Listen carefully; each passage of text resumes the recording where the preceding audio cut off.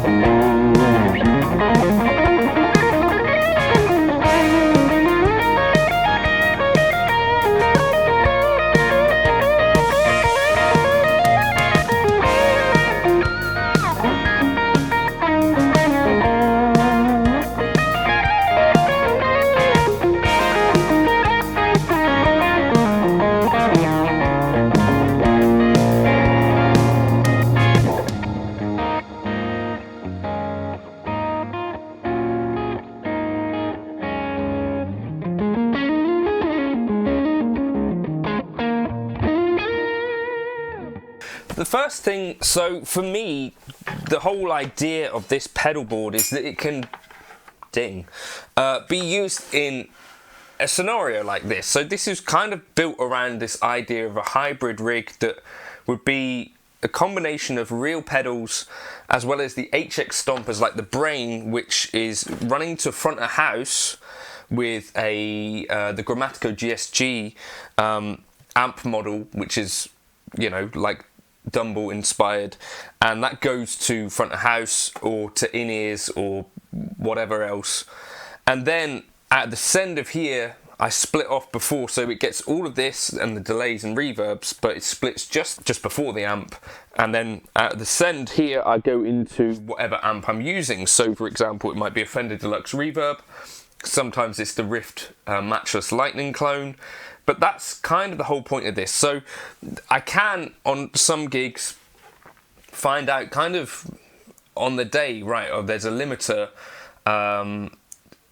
maybe it's best not to bring the amp, or, some communication varies and all that sort of stuff, and you think, right, well, just today, if it's playing like a festival stage or something like that, and you turn up and the band is like, well, we're all on in-ears, no one else is using an amp. If the bass player isn't using an amp, this is a really other good key indicator that maybe you should leave the amp in the car.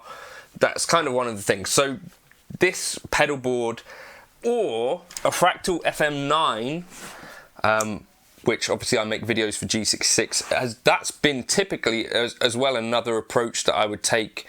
I've taken the FM9 to a couple of gigs where it was just, again, one of these in-ear situations, and a situation where the bass player was using an HX Stomp, I think. So FM9 or the Line 6 Helix, which for me, the FM9 and the Line 6 Helix are the best kind of experiences, especially in this situation where you're not going in front of a real amp. So to some extent, I almost feel like the pedal situation, the trade-off for me is that you've got to kind of then figure out switching and stuff, whereas the Helix or the FM9, if you're doing it all in the box with scribble strips, you can have a really, really fun, convenient sort of, as far as things can go with in-ear monitors, that I do think that this is a really solid gigging approach. The Helix in 2025 is maybe a little bit big for things like fly gigs and stuff like that, but for the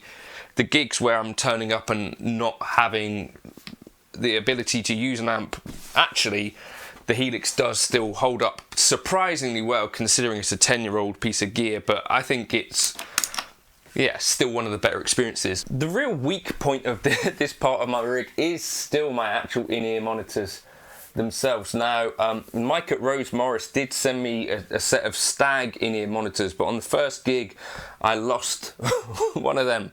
But it is one area that if I was doing more in-ear gigs, I think I would consider maybe spending a little bit more on a set of decent in-ear monitors. I think they're called ZSTs, is it KR Audio ZSTs, something like that, which you get on Amazon. They're like 40 quid, they have a few drivers in them, and they're kind of good enough where you don't totally despair, but also not good enough where it's like, well, this is really, really good fun. But that's kind of what I use, my kind of weak point. Now, I don't have a Fender FR12 anymore because I sold it to a chap locally, and but I have two choices now. I did start making a video with another product the other day, and I just didn't gel with it in the same way that I have with the Fender FR12 or the Tonex cab. So this is actually going to go with me to the gig tonight. Now, what I like about both the Fender FR12 and the Tonex cab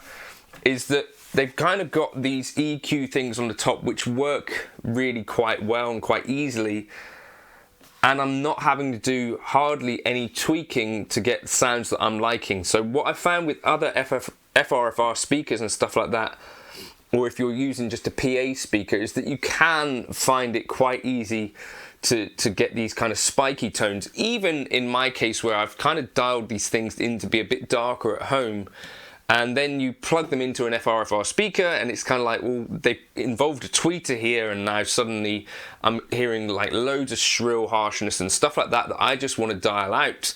The FR12 and the Tonex cab, to me, are voiced a little bit darker and a little bit more kind of ready, in the sense that you don't have to do a load of tweaking. So the other cool thing about the Tonex cab is it's got this live setting where you can kind of go, it's called amp tone they call it, but the further you turn it up, it kind of adjusts the mid frequencies a bit and kind of gives you a bit more of an amp in the room type vibe than just a mic on the thing. So I would say if I didn't have an amp on a gig, I'd still take something like this, just hopefully in the hope that I'd be able to use it. And particularly on this gig where there's an electric drum kit, I still do want to have a little bit of something on stage just in case. Do you know what I mean? Where you're kind of giving it a little bit more reinforcement. But this part of it, I guess, is really for me and my enjoyment more than anyone else's,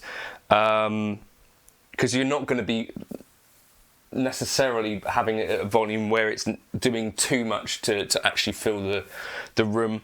But in the case where there's going to be electric drums, I think actually this might be heard more significantly than if you had a real drum kit, if that makes sense. So those are the things that I would take on a gig with no amp. I'd love to hear some of you guys, your thoughts on this, and if you've got kind of rigs that you've gigged or anything like that, and maybe even at home I'd be interested in this, because I know there's going to be a bunch of you guys that don't have a real amp at home anymore.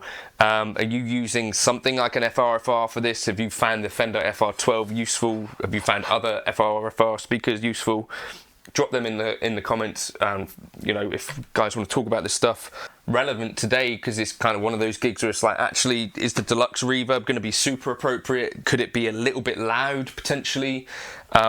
If there's not a real drum set there, probably.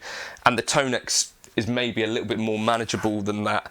But yeah, if you are taking like a Tonex or a Fender FR12, I do think in a lot of cases you could probably get away with taking an amp as well. Like you could take a Princeton reverb, probably, a deluxe reverb. you know, a champ if things have to be really quiet. But in most cases, I do still think it could be fine to take an amp. But in this case, like if I was taking deluxe reverb, would you want to mic that up? I guess the whole point of my hybrid rig is that you don't have to mic up the amp. So I could just take a deluxe reverb. But this is kind of the nice thing about my setup, is that I can kind of take what I like with that particular pedal board. But anyway, let me know your thoughts in the comments. Cheers for stopping by.